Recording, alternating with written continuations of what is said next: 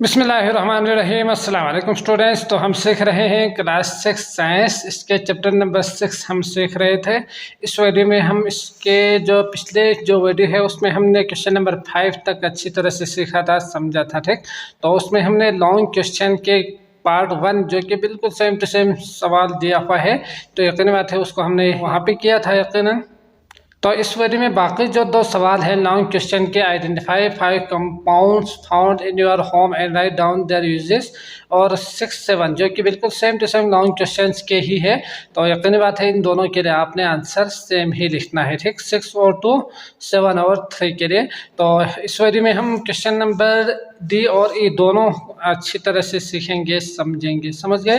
तो वीडियो शुरू करने से पहले आपसे एक रिक्वेस्ट है कि हमारे चैनल को सब्सक्राइब कीजिएगा, अगर वीडियो पसंद आई तो लाइक करके जाइएगा। इसके अलावा बाकी वीडियोस, तमाम वीडियोस का लिंक आपको डिस्क्रिप्शन में प्लेलिस्ट का मिल जाएंगे, आप वहां क्लिक करके वो भी देख सकते हैं, ठीक। लॉन्ग क्वेश्चंस, क्वेश्चन नंबर 2 दिया हुआ है, identify 5 compounds found at your home and write down their uses, ठीक।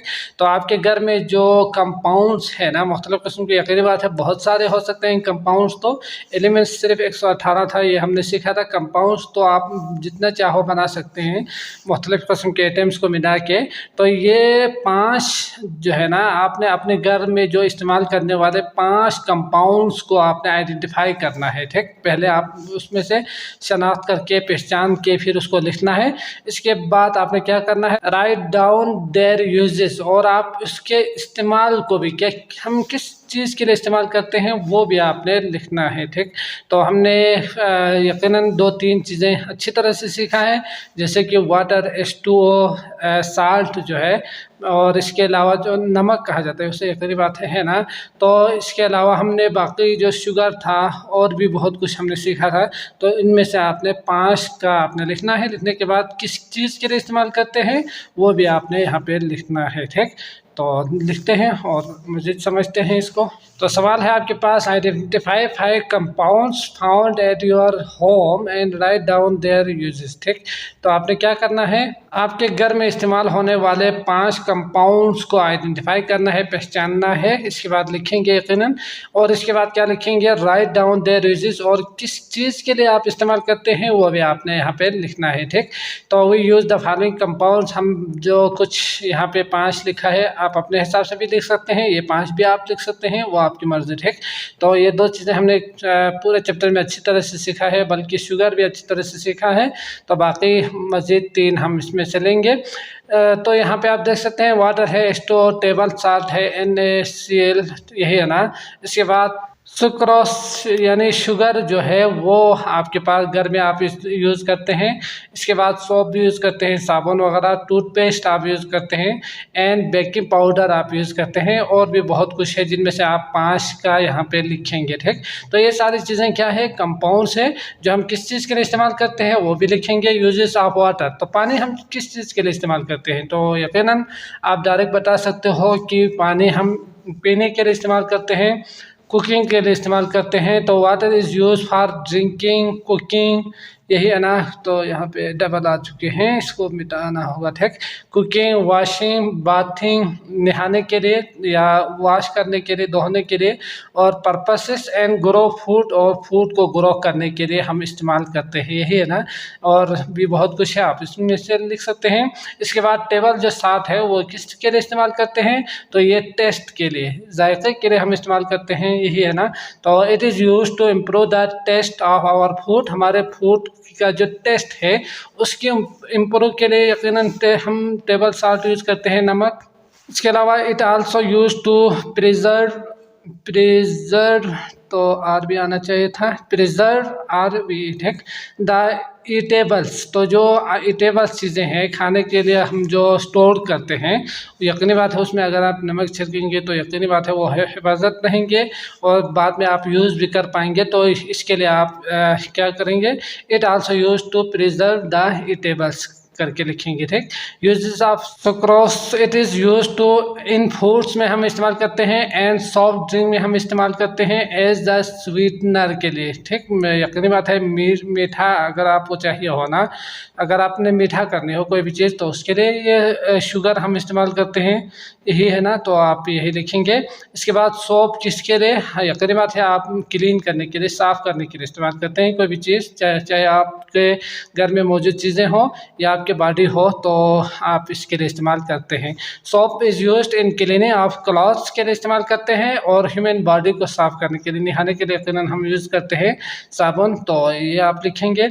इसके बाद यूजेस ऑफ बेकिंग पाउडर जो आप यूज़ करते हैं घर में, it is used as a leavening agent in bake goods, ठीक। तो किसी भी चीज़ में आप खाने की चीज़ में आप इसे मिलाते हैं ताकि वो जल्दी से पक जाए, यही है ना, तो आप इन 5 को आप लिखेंगे, 1 2 3 4 5, ठीक। तो इनके आंसर होंगे। इसके बाद जो शॉर्ट क्वेश्चन 6 और क्वेश्चन नंबर 2 दोनों में आपने यही चीज़ें लिखना है, ठीक। दोनों का सेम क्वेश्चन है। अगला करते हैं क्वेश्चन नंबर, शॉर्ट क्वेश्चन में 7 और लॉन्ग क्वेश्चन में 3 दिया हुआ है, इसको देखते हैं। क्वेश्चन नंबर 3 है आपके पास, give the similarities and difference, तो जो सेम है और फर्क है between metals and non metals, तो मेटल्स और धात और जो गैर धात है उन दोनों के दरमियान फ़र्क को भी लिखना है, और जो सेम चीज़ें हैं वो भी आपने लिखना है, ठीक।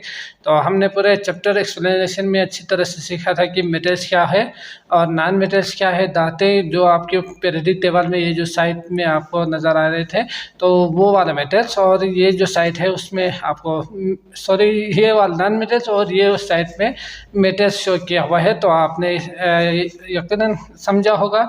तो उसके जो सिमिलरिटीज़ क्या है, मेटल्स में क्या क्या चीज़ें सेम है नॉन मेटल्स और मेटल्स में, और क्या क्या चीज़ें डिफरेंस है वो आपने लिखना है, ठीक।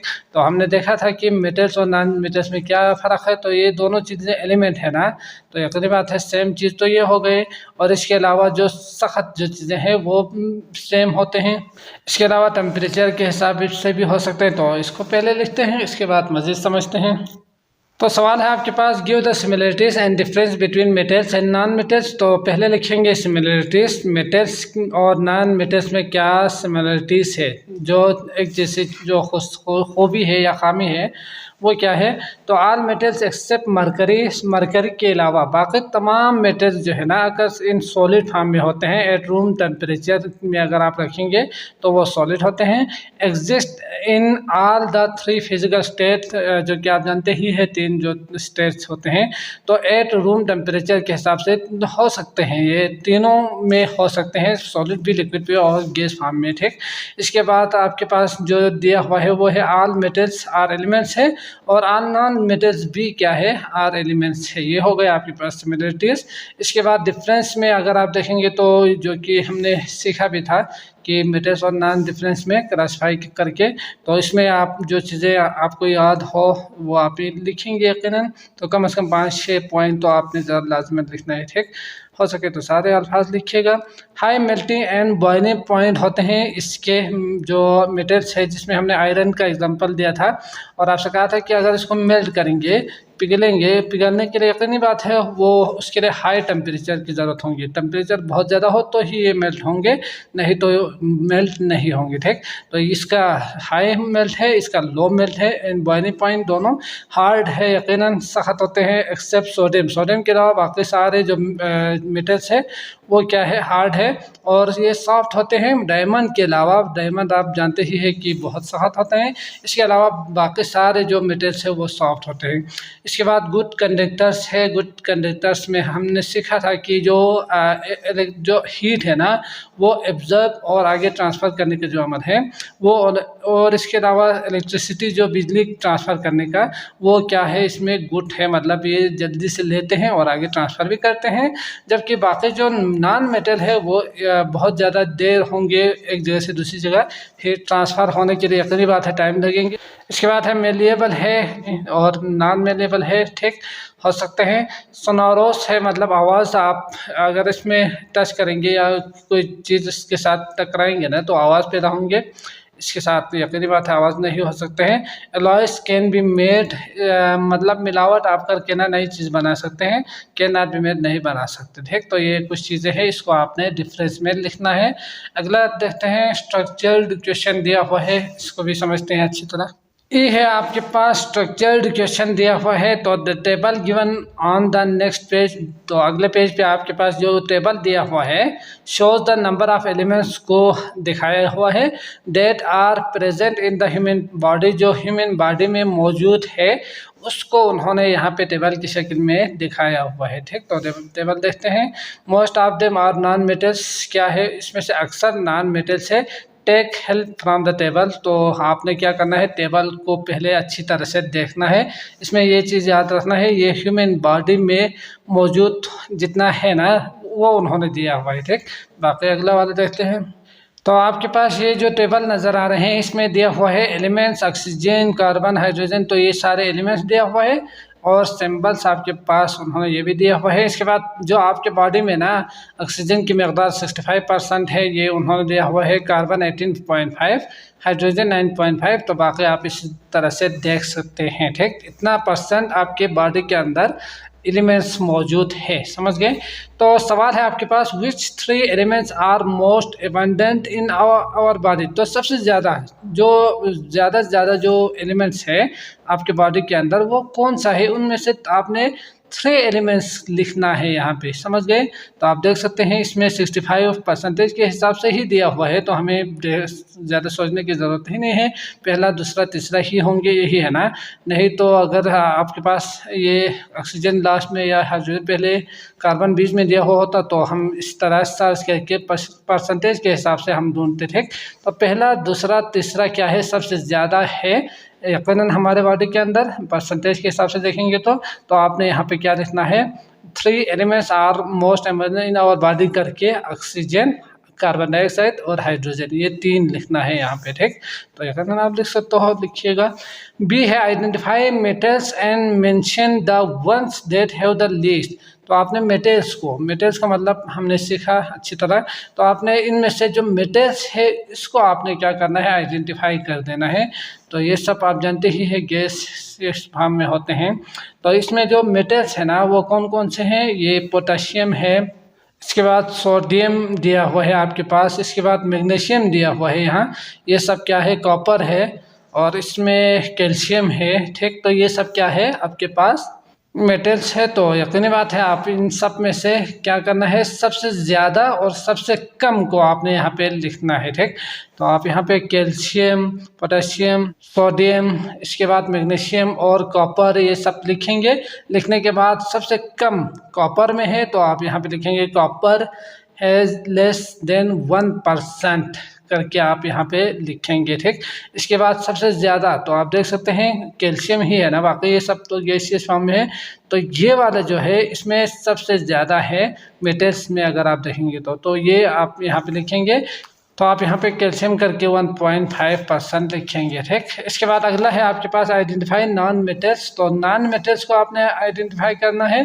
तो हमने अभी देखा मेटल्स को, तो यकीनी बात है नॉन मेटल्स आप बाकी जो है इनको आप लिखेंगे। लिखने के बाद आर करके oxygen, carbon, hydrogen, nitrogen, phosphorus, sulphur है, तो एंड क्लोरीन भी है ना, तो आपने इसको लिखने के बाद आर करके यहाँ पे नॉन मेटल्स लिखेंगे। ठीक, इसके बाद लास्ट दिया हुआ है आपके पास फ्रॉम द टेबल से कैन यू आइडेंटिफाई कर सकते हैं element that exist in a gaseous form, gas की शक्ल में अगर हो तो एक कौन सा एलिमेंट है जो गैस की फॉर्म में है, तो उसको आपने आइडेंटिफाई करके यहाँ पे लिखना है। ठीक, तो इसमें द एलिमेंट्स कौन कौन से हैं, ऑक्सीजन है आपके पास, तो द एलिमेंट्स ऑक्सीजन लिखेंगे। इसके बाद नाइट्रोजन है यहाँ पे, तो ये हो गए, इसके बाद नाइट्रोजन हो गए। ठीक, इसके बाद अगर आप देखेंगे तो हाइड्रोजन भी है, तो हाइड्रोजन भी लिखेंगे, यही है ना। इसके बाद कौन सा वाला है, यहाँ ये सब तो आ गए ना। इसमें क्लोरीन है आपके पास गैसियस फॉर्म में, तो इसको आपने लिखना है एग्जिस्ट इन गैसियस फॉर्म, आपने लास्ट में लिखना है। ठीक, तो अगला है if atoms are represent in colourful sphere which makes it easy to study them. Size will vary according to the size of the atom. Make model of water, H2O, carbon dioxide, इनका आपने model बना के class में यकीनन लगा दीजिएगा। अच्छी बात होगी अगर आपके पास हो तो इससे एक्सपीरियंस होंगे, तजुर्बा होंगे, चार्ट बनाने की जो काबिलियत है वो आपके अंदर आ जाएंगे। तो ये भी करते रहें हर चैप्टर के बाद। ठीक, तो मैं उम्मीद करता हूँ ये लेक्चर आपको अच्छी तरह से समझ में आ चुका होगा। अगर आए हैं तो लाइक ज़रूर कीजिएगा। अगली वीडियो आपको डिस्क्रिप्शन में लिंक मिल जाएंगे, आप वहाँ क्लिक करके वो भी देख सकते हैं। तो मुझे इजाज़त दीजिएगा। अल्लाह हाफिज़।